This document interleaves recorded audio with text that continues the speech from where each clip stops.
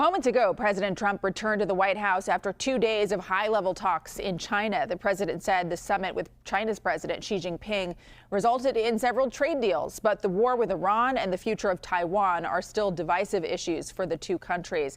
CBS News foreign correspondent Anna Coren joining us now from Beijing. So, Anna, did the president leave China with a promise from Xi to help reopen the Strait of Hormuz, which I know is a huge piece of the conflict? Sarah, that's a really good question. We know that Iran loomed large over these talks and that China has offered to help. That's what came out of the summit.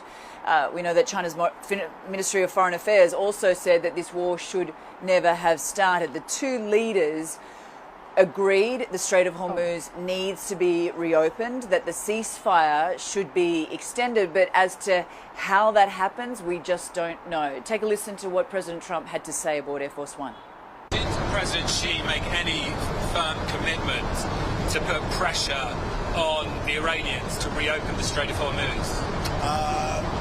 I'm not asking for any favors, because when you ask for favors, you have to do favors in return. We don't need favors. We've wiped out their armed forces, essentially. We may have to do a little cleanup work because we had a little month-long ceasefire, I guess you'd call it, but we have a blockade that's so effective. That's why we did the ceasefire.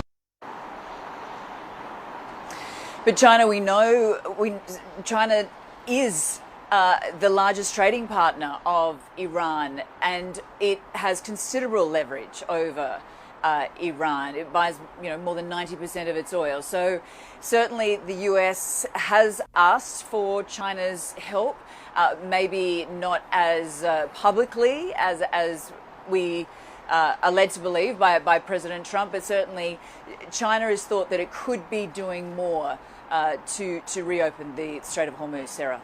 Yeah, I mean, the strait affects China for those reasons that you mentioned. Now, if the Strait of Hormuz was an American priority, Taiwan surely was one of China's at this summit. So what is President Trump saying about their discussions over Taiwan? Well, Taiwan is the #1 issue for the Chinese in the US-China relationship. And President Xi made that very clear in stark remarks to President Trump at the get-go of this summit, as soon as the cameras left the Great Hall of the People. Now, this is consistent with China's stance for decades, but certainly under President Xi, it has become the most important issue, the core of core national interests. President Trump, he said that it was discussed at length, and also that they discussed US arms sales to Taiwan. Since the late 1970s, the US has sold more than $50 billion worth of arms to Taiwan for its national defense. The last sale was end of December. That was an $11 billion package that very much angered the Chinese. President Trump, aboard Air Force One, brought it up. The fact that they had discussed it, which is unprecedented. US presidents do not speak to their Chinese counterpart about selling weapons to the Taiwanese. But let's have a listen now to what President Trump had to say about that. Would the US defend Taiwan if it came to it? I don't want to say it. I'm not going to say that. There's only one person that knows that. You know who it is? Me. I'm the only person. That question was asked to me today by President Xi. I said, I don't talk about those things. He asked you today. He asked you if you would send troops, if you would. He asked me if I'd defend them. I said, I don't talk about that.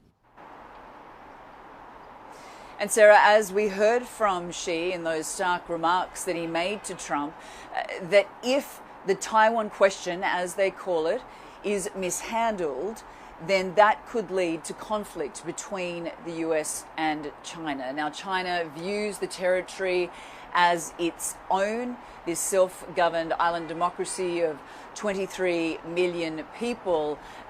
So this is a huge issue. This issue is not going to go away. We know there is a $14 billion package on the president's desk at the moment. He is yet to approve it, and I guess we will know in the coming days as to where that is heading and how that would affect the future of the US-China relationship, Sarah.